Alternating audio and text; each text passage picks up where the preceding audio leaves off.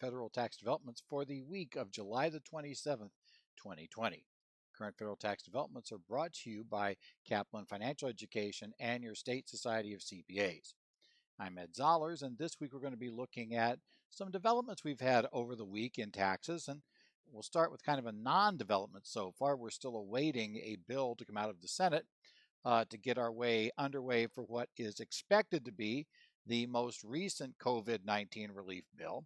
And we'll talk a little bit about what may be in that bill, at least what might be in the Senate version, and then we'll have to see how the Senate and House work out with each other. We'll also talk about the SBA announcing the date on which they will begin looking at lenders' information, where lenders have decided in favor of or against granting forgiveness for a PPP loan. This obviously, until the SBA starts looking at those things, we're not going to have any actual relief. And we'll also briefly discuss an article from the Journal of Accountancy that describes an AICPA town meeting where they discuss that maybe applying for forgiveness right away is not the best idea. We'll talk a little bit about the IRS releasing some numbers for the Affordable Care Act premium tax credit for 2021, the percentages. And then we'll close with two cases. We'll look first at a case under Section 170, the third time we've discussed this same taxpayer going to court, and they lost the prior two. We'll look at whether the third is a charm or whether we just have consistency and they lose again. And then we'll also talk about a case that went up on appeal that we discussed earlier that went up to the Second Circuit, and the Second Circuit ended up coming up with the same idea the tax court did about this particular taxpayer and whether they had a deductible loss on a 1231 sale of a 1231 asset, whether they had a, we should say, capital loss, which is going to be limited to $3,000 per year from the sale of what was not a 1231 business asset. Well, we'll start with what we thought was going to happen this week, which was we were supposedly, as Congress came back from their recess, the Senate, in theory, had been working over the recess on a proposal for their offer under the COVID-19 relief provisions.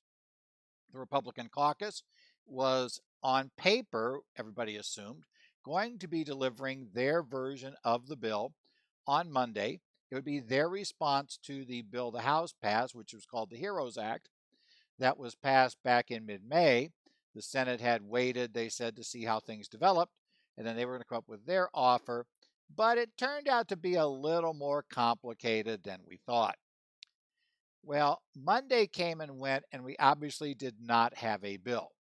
And what begins happening is there's a bit of a problem getting the conference and the administration, because if your party controls the White House, it's kind of nice to have the White House go along with you.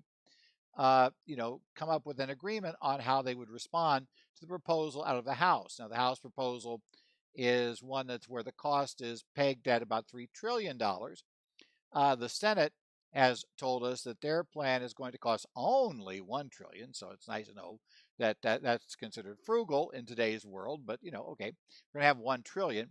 But nevertheless, they're having real trouble coming to an agreement. We were told essentially that they were going to have the bill. We actually were told Wednesday night that they had an agreement and we'd have a bill on Thursday.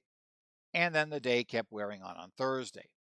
Now we're being told that the actual language will come out on Monday, July the 27th, after the administration reviews the language. Now, of course, it's kind of interesting if you're going to say it's going to come out on Monday after they review the language. Well, what if they find something they don't like?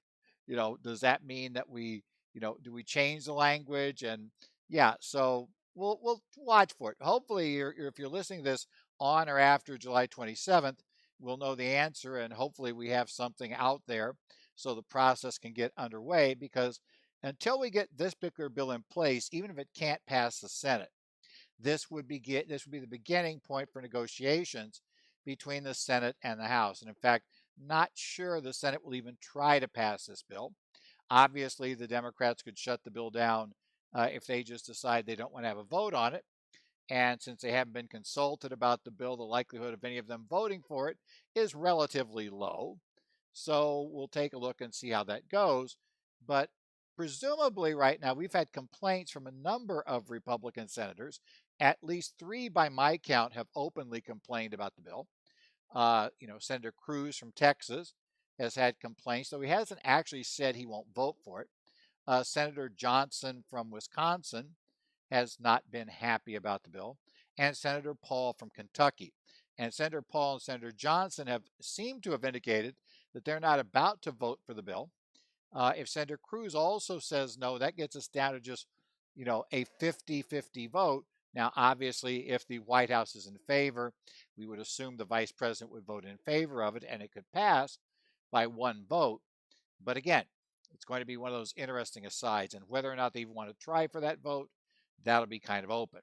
But let's talk about what we may be seeing, because that's actually our issue for our clients.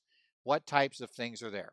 Now, remember, since this is going to be the Republican offer, effectively countering the Democratic offer that was what passed the House, this is kind of a starting point. In essence, if you take the House bill and you take the Senate bill, you're looking for things that are in both bills because those seem to have a really good chance of making it into a final law, assuming we get one. And then you figure that we're going to get the actual answer will be somewhere between these two bills so that it's not going to be exactly what the Senate passes. It's not going to be exactly what the House passes, but it would be somewhere in the middle. Now, last we heard, although it's now been rumored yet again that maybe it'll change, but we were told multiple times the end of last week that there will be no payroll tax holiday or payroll tax rate reduction in this bill, that was not part of what the Senate had agreed to. Now, that said, there's been some rumblings from the White House that it might be back on the table, so we'll have to see what happens. But for the moment, it seems like there's a high probability that it won't be in there because it does not seem like there's a lot of support in the caucus for the payroll tax cut rules, and it would be difficult. The only way I think it gets there is if the White House convinces them that there is no way that they're going to approve the bill without it. But even in that case, the problem is it doesn't seem likely the Senate, that basically we're going to see much give on this either in the House. But, we may have some other things happening here. We may see some expansion of the employee retention credit. That is in the House bill. The House bill would let the ERC be used by employers that had gotten a PPP loan. Right now the rule is if you get a PPP loan, you can't use the employee retention credit. The other thought in the House bill was to expand it by allowing people to qualify for it with a lower level of sales losses. Now, this might dovetail because the Senate is rumored to be wanting to see some sort of credit or incentive to be paid to get companies to hire people back, build employment. And this could very well fit within that, so that may be possible there. We'll see how that goes. We are fairly likely, it appears, to have some sort of second version of the PPP loan program. It does not look like it's going to just be more mods to the first one. It looks like we'll have a second set of loans, that these loans can go to people that already received the first set. But there's a lot of talk in this case that you might have to show some harm. Specifically, what's been discussed multiple times is having to show some sort of drop in revenue. I would suspect they may very well borrow the employee retention credit method and look for a quarterly drop over the prior year in order to justify, giving you the second loan. But it is a problem. We are beginning to see unemployment applications went up last week. So that's concerning. A lot of companies should be running out of their PPP loan money. We're seeing that the coronavirus cases have gone up in certain states, my state being one of them, and that has had an impact on companies trying to ramp back up again. And so it's expected that we may need another program to work it. One thing that also appears to be in this thing is another round of checks to taxpayers. The White House is definitely behind that one. It appears the Senate will go for it. It is in the House bill. The House actually gets more generous. The Senate probably won't get more generous to start with, but we'll have to see what comes out. But yes, there'll probably be another set of checks. And then there'll be other tax credits probably aimed at reopening and COVID-19 prevention costs. So things for people that are restarting their business, expenses incurred in that, and expense incurred maybe potentially for modifications you're putting in order to help contain the spread of COVID-19, giving businesses credit for those expenses. They may be modifying, their heating and cooling systems. They could be putting up some plexiglass dividers, various things like that you would grant a credit for. They have a fairly hard deadline to pass of August the 7th because that's the date that the Senate is scheduled to adjourn for their August recess. I happen to be a little cynical, believing that the Senate, the last thing any senator wants to do, at least the third that are running for reelection, is lose time to go back home and get on the local TV stations, radio stations, etc. I realize with COVID-19 out there, probably not going to have very many huge campaign rallies. They might be tough to get a big group at, but we'll probably have at least. But they still would like to get back home, get on the local television, get on the local radio, talk to the local papers, and do all that sort of thing, showing they're back home and, meeting the people, etc. So I suspect they'll go with that. But there's another issue to watch this week. The unemployment additional $600 amount and other special rules that were added to unemployment compensation as part of the CARES Act do expire on the 31st of July. There is some idea that there may be some sort of extension passed if they cannot get an agreement. Whether that extension now, totally clear that the Senate does not want to just see the $600 added back in. They want to see a reduction.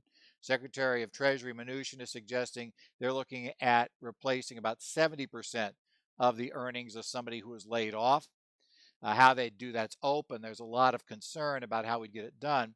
To be totally honest, it was the Secretary of Labor Scalia, that had essentially told Congress in the first try that there was no way the states would be able to actually do something like tie it to actually what somebody earned.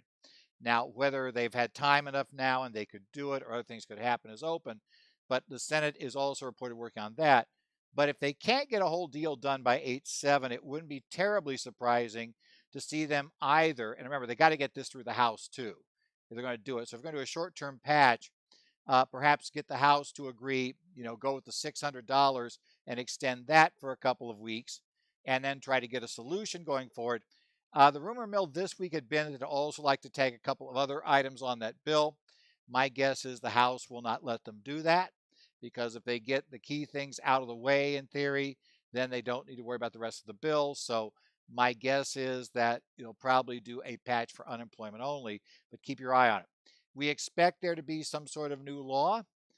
This should be the last major bill before the election in this area, although obviously it depends on what happens. If things go downhill rapidly, then you may see them back in again working a bill. But a lot of people do think this will be the last bill, but it means one more set of bills and one more set of law changes we'll have to keep our eye on.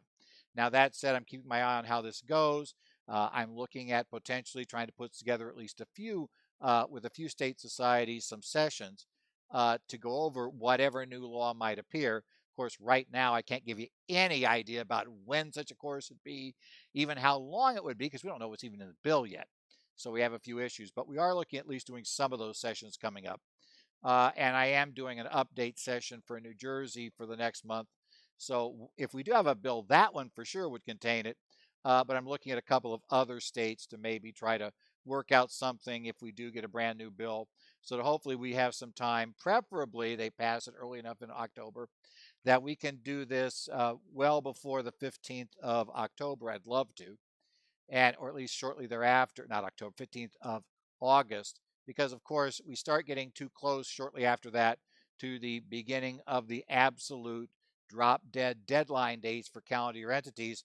The pass-throughs on the 15th of September, the trusts and estates on the 30th of September if they're calendar year estate, and for C corporation individuals on October 15th.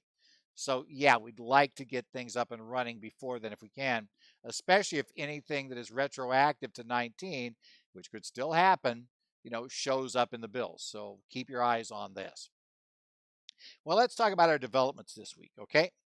At this point, let's talk about the SBA came out with a procedural notice, which was entitled Procedures for Lender Submission of Paycheck Protection Program Forgiveness Decisions to SBA and SBA Forgiveness Loan Reviews. They published this on the 24th of July. And from our standpoint, there may be some people here who are with lenders. And if you're with a lender, this is a document to take a look at in total if you're working with the program. But since most of the people I assume on this broadcast are working with the borrowers, this document's not really key for the borrower except for one thing. This gives us a starting date for when the SBA would consider starting their review of a lender's determination that a loan shall or shall not be forgiven. Now, they're saying they're going to receive these applications under a brand new system they have set up, and they'll begin it on August the 10th. However, it does say unless things change. Now, some things could change, would obviously be a new law that makes changes in how this works. The document makes it very clear, and I want to make it clear to you too, if you're just representing borrowers, this document doesn't really tell you a whole lot because this is not the program the borrower will go through. A borrower is going to just submit their application to lenders. Now, lenders, most of them are not yet ready to receive applications. My guess is this thing, giving it a date of the 10th, tells lenders they probably will get set up. Now they have something on the back end to work with. So you may see some lenders start accepting applications maybe, somewhere in the first week of August or shortly thereafter. They'll begin accepting those so they have something to submit on August the 10th. So we will see that if you really want to get it done, that may come in here. But the Journal of Accountancy this week published an article that actually looked at the question of, with the PPP loan forgiveness, do we need to rush right now out and apply for forgiveness? This was based on one of the AICPA's town hall presentations. In essence, so they came out and they discussed on the town hall some of these issues. And couple things they point out to remember. First thing, they pointed out that this whole process, you have 10 weeks, or I should say 10 months, not 10 weeks, 10 months from the end of the covered period to make your application, because you won't be forced to pay until then. As long as you make it before the 10 months are up, the application for forgiveness, you won't have to start paying until they make their decisions, yes or no. Ultimately, we get the final decision. So, okay, that means that we don't really have to fall all over ourselves to do it, to get it done. They also pointed out that there's a lot of unanswered questions. And for instance, we don't know the law that they're going to pass, probably going to pass in August, could very well change the program again. There is a lot of discussion of giving some sort of automatic forgiveness to people who have loans below a certain level. The number that gets discussed the most often is $150,000 loans. Obviously, if you get that automatic forgiveness, then you don't really need to spend a whole lot of time collecting all the data that you'd have to submit to the bank. And now it depends on whether the automatic is, yeah, you're automatic, but we're going to select some of you to prove it, in which case then you probably better go get that data to back it up, or whether it's really going to be just purely automatic. We're just going to do it, going to ignore you totally. So just go ahead, say I want forgiveness, and we're done. We'll have to watch for that. We also have some problems here. For instance, they point out a few things. Like, we don't know for sure how broad is the definition of utilities. We know that utilities are a covered expense, and that one we can count, at least in the 40% part. Up to 40% of our costs can be non-payroll costs. Utilities are part of that non-payroll cost, the allowed non-payroll costs. But we don't really know how far it goes when you start getting outside some of the very basics, besides things like electricity, right? Electricity counts, basically heat, let's say fuel counts, we were told, internet counts, but we're not told about where we draw the line on some of these things. How far out can we go? Fuel for what? Fuel for delivery trucks, fuel for salespeople's cars, fuel for the officers' cars, fuel for a car we provide to somebody, we're including part of their W-2. We don't know how that's going to go. We also need some additional clarification on these various FTE exceptions that can get us out of having to repay the loan and either fully or partially get rid of that reduction of forgiveness for a drop in FTE. We need to have some clarifications, including the one that was added by the Paycheck Protection Program Flexibility Act, where we were unable to return to our prior level due to complying with certain rules related, certain federal guidance related to uh, sanitation and control of COVID-19. What exactly does that cover and what situations? We have some clarifications. And then also, how exactly do self-employed borrowers end up showing that they had enough, that they have their income reimbursement? How do we prove that's paid? All of that is stuff that we need to have some guidance for. So the bottom line, the article came to the conclusion that for a lot of people, it may be best to wait until at least we see what comes in the new law and we see maybe if there's some additional guidance, because the AICPA again stated that they've been told the SBA is sitting on a whole bunch of frequently asked questions that they plan to post up on their website, but they've been sitting on them because they're concerned about the law change. So, we may see a lot of guidance come out in August that may clarify some of these issues. So just kind of look at it, take a look at it, make your decision. But yeah, it's kind of useful to understand there may be a good reason to want to wait a little bit. Next up, we have Revenue Procedure 2020-36 issued on the 21st of July. Now, this is the annual revenue procedure that sets the 2021, it's next year's, percentages for the premium tax credit for somebody getting their coverage from the exchange, right, and gets a subsidy. So that's those that are below 400% of the poverty level, and they're what they need to deal with. Now, the required contribution percentage for 2021, that is the percent of income that is generally considered an affordable offer from the employer, right? Did the employer make you an affordable offer of coverage? That's going to be 9.83%. There's a demand of more than 9.83% of your salary, then it was not affordable. We also are going to get an updated applicable percentage table. That table tells us how much credit we get, right, for that issue. Do we have a credit? Now, we have these kind of interesting issues. The credit, which is available in the materials, it's also, if you're watching the video one of this, it's on the screen right now. It runs on how much of your income you're supposed to pay, and compared to the second lowest cost silver policy offered in the person's area on the exchange, that they get a credit for the difference between in this case, if you're up to 133% of the poverty level, it'd be 2.07% of your household income times, times 2.07 household income. That amount is how much you're supposed to pay if you're buying the silver, the second lowest cost silver, so you get that credit. Now, as we're all aware, if you buy a better policy, you got to eat that difference yourself. They only subsidize the second highest cost silver. If you buy the lowest cost silver, second lowest cost silver, I should say, if you buy the lowest cost silver, then you'll get less of a credit. If you buy the bronze, obviously you generally get less of a credit, right? So we're not going to put cash in your pocket directly, but we are going to subsidize it. Now that rises up as we start rising our percentages per the table, and eventually gets to 9.83% for those between 300 and 400% of the poverty level. They have to do the full 9.83 and they'll get a credit for the rest.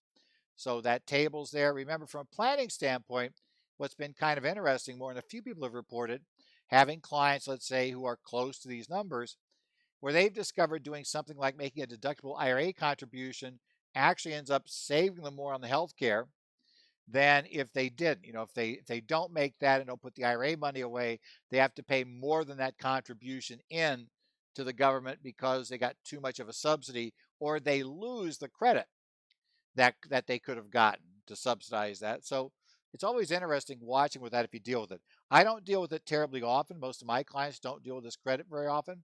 But if you do, be aware those numbers are out there for 2021. Next up, we have the third time we have visited this taxpayer, Bellaire Woods LLC versus Commissioner. It is Tax Court Memorandum 2020-112, July 22nd, 2020. All of these cases have dealt with different issues, This exam of Belleair Woods is going around over a qualified conservation easement, or at least what Belleair Woods says is a qualified conservation easement.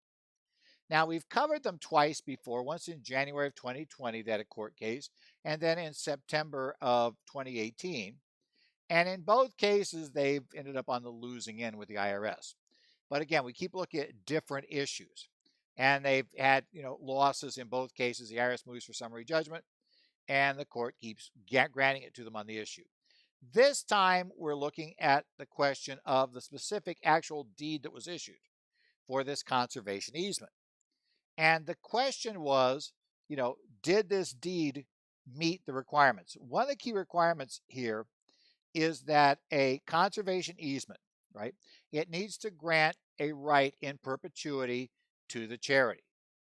So basically, in this case, they say, that certain things shall not be developed, certain changes shall not be made, so that the area remains unspoiled. Let's say that this woodland area remains unspoiled, and so there's certain things that the developer has agreed when they contributed it to, give this to the charity and have the charity enforce it, that they cannot make these changes. So they made that contribution of easement, and based on that, they took a charitable contribution deduction.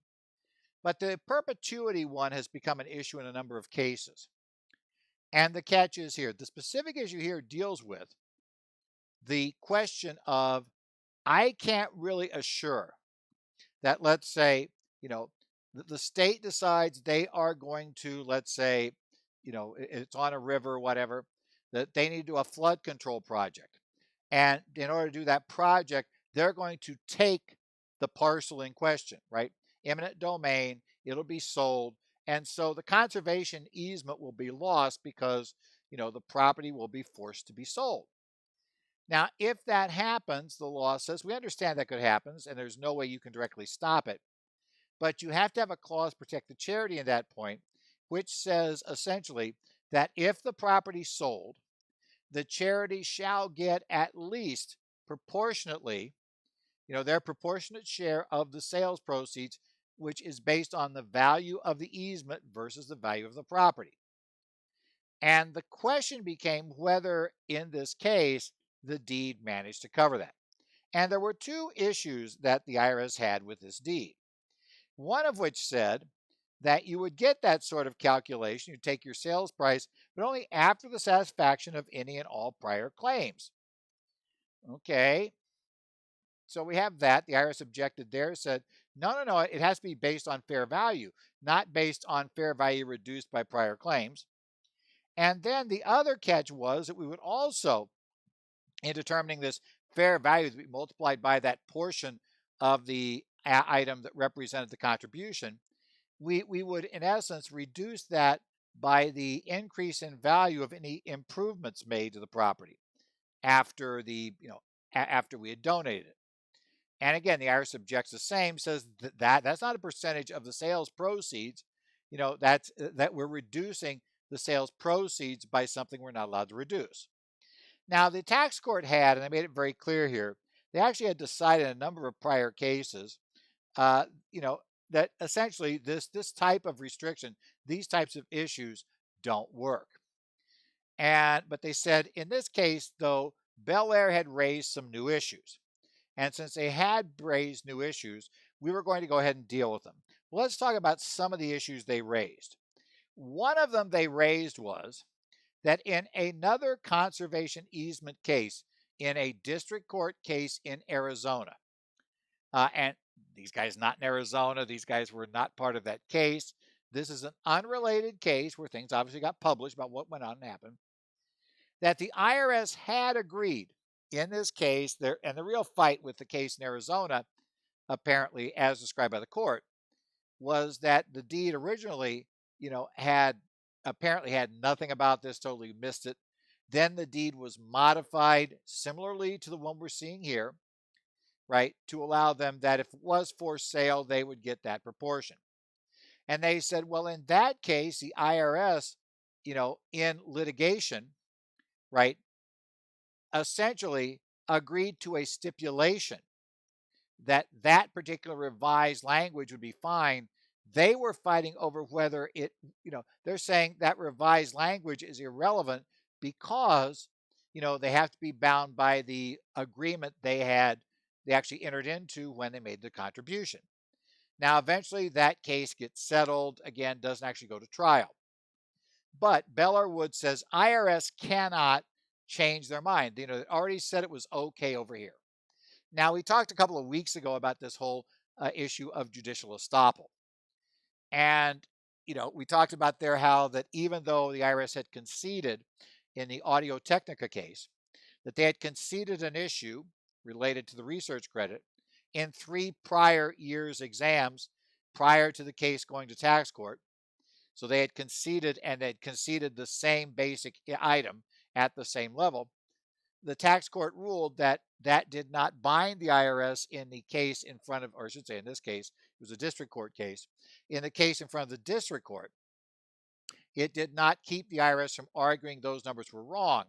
The court had said the court never decided. Judicial estoppel only matters if you have had a judicial determination, that you're now trying to argue inconsistently with and you benefited from that before. They're saying in this case, there was no determination ever made because everything got settled. It didn't matter. And the court never really looked at that issue. Now, in this case, the court said, well, this is a similar theory. But the real problem we've got here is, despite the regular issues we've got to worry about for, judicial estoppel, worrying about the fact of taking that inconsistent position we talked about before, if it's an unrelated taxpayer, an unrelated party, it's a case that you are not a party to. If that is the case, then we have other things that are here, right? You have to essentially say that the IRS took an inconsistent position under oath in a separate proceeding, and the inconsistent positions were calculated to make a mockery of the judicial system. So they have to meet the same requirements we talked about before, and basically it has to make a mockery of the system to go the other route. And the court said, no, the IRS made a strategic decision to concentrate on the issue they felt they had a better chance of winning, right? The court never did the court render a decision on whether this deed was good or not. The fact the IRS chose not to fight it there does not mean they can't fight it in another case, right? Just like the fact that, let's say, the Arizona Highway Patrol, DPS here, does not, stop every car going over the speed limit driving between Phoenix and Tucson on I-10, does not somehow make it okay for you to have gone over the speed limit on that same route, even though somebody else say, I was going 80, but so was this other guy. It's like, yeah, it doesn't matter. That we can prosecute you. That's fine. Not there. They also had a really weird one. Well, they had a couple of things. They also said, well, the improvements weren't really part of the donation, right? That we just donated the land. But the court said that wasn't really consistent with anything in the deeds or other documents that suggested that the improvements were not considered part of what had been donated. It was not just the land that was there. Finally, they said, and this one, I really don't know why they thought this would win, but it was that they said, well, it doesn't matter anyway, because the improvements are worthless, would be worthless, could never be worth anything, could never improve the value of the property. So it was a no harm, no foul situation. The court said 2 answers to that. First, we don't understand why somebody would have drafted a deed with that provision in it if in fact it would never make a difference, right? Why was that in there if it was always going to be irrelevant? Now, I should add to that, sometimes I've seen legal documents where I think it's pretty clear that the attorney is looking to cover every wild type of weird contingency that may have little chance of happening, but it'll cover them just in case nobody can claim they weren't told and lost all this money. I don't know if that was the case here. The court eventually doesn't think it is, but it's like, yeah, that could be. But remember, if you have something in there, you've got to consider, especially in a case like this with conservation easements, be careful about those sort of protective items in there, because you've got to make sure they're not running you afoul of the requirements to have a qualified conservation easement. But secondly, the court said, we don't buy the theory anyway, they're not worth anything. We understand the concept that let's say, putting in a sewer line may not cause the value of a piece of property to go up by more than the cost of that sewer line. But they said, taking all the improvements as a whole that Bel Air Woods was going to be allowed to make, it's likely that, yes, it was really crucial to the developments they were going to be doing, and that it would obviously seem to at least reasonably increase the value of that overall property. And so because of that, the court said, no, we don't think it's reasonable. You include it in here for a reason. We're going to assume that. And number two, you never proved to us that all of these improvements together didn't really improve things because you're developing the land. Why are you developing the land? Because presumably, after I'm done developing the property, I can sell the property for more than I would have had I just held the raw land and sent that off later, right? That's otherwise, why would you spend the money on the development? Just let, give them raw land and let the buyers put stuff in, right? That's the concept. So the court didn't buy the whole thing. Now, as I said, Bel Air Woods has been to court 3 times. They've now lost 3 times. The real issue here is, and I picked this out because we've done it before, that's why I did it. There have been a series of these losses in conservation easement cases going on all summer. A lot of them are on technicalities. Some of them are on absurdity because the numbers just don't make sense. How could you buy something today for X and a year and a day later give away just the easement and it be worth 20 times X? It's like, how'd that happen? We don't find that credible, and that sometimes happens, things like that. So we see these other issues where they just don't go with the easement ideas. But we also have seen a bunch of them like this where they just have a foot fault on the documents. If you're going to do conservation easements, the IRS considers them now to have been abused by a lot of people. You got to be very, very careful, and whoever's working with it needs to very carefully check, double, and triple check the documents in question. In a lot of these cases, the documents are drawn up by the promoter. Don't assume the promoter in drawing up the documents is necessarily doing it all 100% correct. I would always have your own counsel paid separately to take a look at these documents to see that they work the way they're supposed to. Finally, this week we have the case of Keefe versus Commissioner. This is from the Second Circuit Court of Appeals, case numbers 18-2357 and 18-2594. The case was decided on July the 17th of 2020. And we have talked about this case when it went through the tax court. Now they're appealing, same issue. The taxpayer had acquired a mansion in Rhode Island. Okay, it was a waterfront mansion. Their theory was, at least they claim, that they plan to restore it. That much makes sense because they did do the restoration. And the idea would be that they would then be able to lease out the property. Well, what happened was, they started doing improvements, and it actually ended up taking quite a while. And during the time it was being improved, they did have a few times of trying to rent out the property. However, it never actually got rented. When the improvements were finally completed, never actually tried to rent it after the improvements were done, and later sold the property. This didn't go well for them. So they sold the property for a significant loss. After you considered what they paid for it, the cost of the renovation, they lost significant money in this case. Now, they claimed it was a 1231 loss on the sale of a rental property that would qualify them for an ordinary income deduction. The IRS objected, saying, no, you never had a trade or business. Now, one thing to note here, this is a Second Circuit case. And we do know that the Second Circuit on rentals does have a higher bar. But in many ways, the court didn't even get to the higher bar that we saw in the Greer case we've discussed. We're talking about Section 199 Cap A. Rather, what the court decided was this thing never seriously seemed to have become a rental.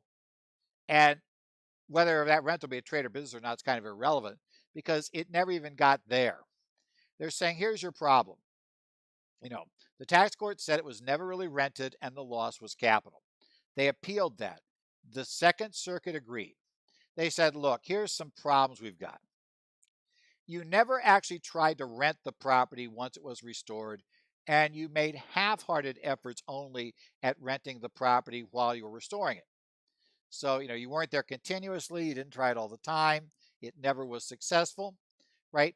You listed the property for sale the entire time you had it. Now they tried to say, wait, Bank of America required us to list it for sale in order to get the loan to finish up the restoration. And the court said, yeah, but what you did all the way through this does not look like it was merely a listing on paper so that you could make the bank happy. You appeared to be seriously trying to sell the property from day one, finding a buyer to take it over. They're saying from that perspective, this looks like a capital asset, not a rental trade or business. It's a problem. And finally, they said, here's a third problem you've got. You knew this property could qualify for two tax credits, one at the federal level, one at the state level. However, one of the credits required you to rent the property, to get it to a rental or use in a trade or business in order to obtain the credit. The other one did not, just required the restoration. The only one you started working on to qualify for was the one that did not require a rental. It would seem if you truly were planning to rent the property, you would not have said forget the federal credit because we'd have to rent it. You would have pursued both credits. You knew about both credits, but you only pursued the one that didn't require a rental. And they never actually qualified for any of them, as far as I recall, eventually. But they're saying, but that also indicates that you were not serious about renting the property. So for this reason, this was not a trade or business asset. It's not a 1231 loss. And that means the loss is a long-term capital loss. And you're going to be stuck at $3,000 a year because you don't have capital gains to go against it until you later have capital gains, or we finally exhaust at $3,000 a year these losses. So interesting issue. As I said, Keefe lost to the tax court. They went to the Court of Appeals. They've lost again. My guess is there's no way the U.S. Supreme Court's going to care about this case. There's also very little chance that you could get the Second Circuit to hear the case en banc, because I doubt it's really going to matter to them that way. So you could ask, but it's not likely to happen. So I think in this case, the Keefes are done. It is important because clients, especially, and now we're in kind of a down economy in some places, at least some places real estate's down, other places it's not. But, we may see clients suddenly have this property. They're planning to get this big capital gain because they're going to be flipping, right? They're trying to claim that they're flipping, but it's really an investment asset, not a business. So it'll be a capital gain. Now we're going to see them change their mind again and try to go the other way. Just recall, you've got to show that you had an actual trade or business going on in order to claim that ordinary loss. Well, CPE continues, and I do have some coming up in August. I thought I'd mention a few here for you today. We are going to be doing that New Jersey Society monthly tax update on August the 12th. So if we have a new bill by then, we'll be talking about that there. Otherwise, we'll talk about just whatever else happens or has happened in the month or month plus leading up to the course on the 12th. So if you're a New Jersey Society member, if you're a member, actually I should say just New Jersey CPA, right? It's NJCPA. Officially, they got rid of the S a few years ago. So it's NJCPA. If you're an NJCPA member, I do suggest you take a look at that. You can register for it. I guess if you're not, you can register for it too, though you'll be paying the non-member rate. But, we'll let you come in. It's going to be a webcast, not live, so you don't have to be, on location, which is generally the case for everything we're doing right now. In essence, current conditions in the U.S. do not make it very easy, shall we say, to either travel to a remote location. Right now, if I tried to go to New Jersey from Phoenix, I would have to quarantine for 2 weeks before I could do the session. And it also doesn't make it very easy to actually hold a session with people in it, with very many people in it. And to be totally honest, we don't see that level of comfort among registrants yet to get up there. Some of you may have heard, I heard this week about the story about, they're trying to sell tickets to the Indianapolis 500 that's going to go on late in August. They initially said it would be 50% of the tickets. They put tickets out there. They'd let people, who didn't want to come, they could go to apply it to next year, etc. Well, the catch was they did agree to reduce to 25 this week, 25%. But to be totally honest, and yes, it's arguably because it will be easier for the state to be more in line, etc. But the other thing they discovered was they hadn't yet sold 25% of the tickets, even though we're just a few weeks away. And I think that that's what's also hurting us on doing CPE live right now is, you know, a live course simply right now, there won't be enough people sign up. That's still going to be a problem until we get a lot more confidence about this thing. And that's also going to hurt doing live sessions, regardless of whether or not you can get there. Right now, I can't get there. Where I can get to, but it'll still be a remote session for the second reason, because this is Phoenix. We were COVID central for a while here. We will be doing it on August 13th. I'll be talking about the income taxation of trusts and estates. That's an 8-hour course. I'll then go on the next day, and we'll be doing it planning for the qualified business income deduction on the 14th. And then after that weekend, it's kind of funny. I'm doing a Thursday, Friday, Monday. We'll talk about partnership taxation advanced issues, 8 hours there. Also, as I said, I expect to, if we get a new law, we will be seeing if we can do some actual updates on the new law for various state societies. So, keep an eye out for that as we go. I'll also probably bring up any new law. We'll obviously talk about it here as well. So keep an eye on that stuff coming up. But it is CPE time. And remember, we are going to be heading to the September 15th deadline and things shortly. So might want to try to pick up some CPE in the next few weeks so that you're, ready to go and, get ready for that end of tax season period.